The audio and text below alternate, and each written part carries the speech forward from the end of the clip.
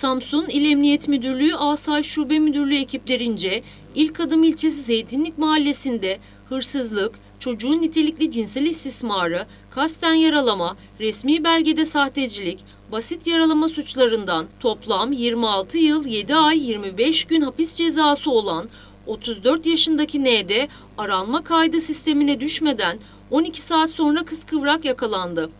ND polisteki işlemlerin ardından cezaevine teslim edilecek.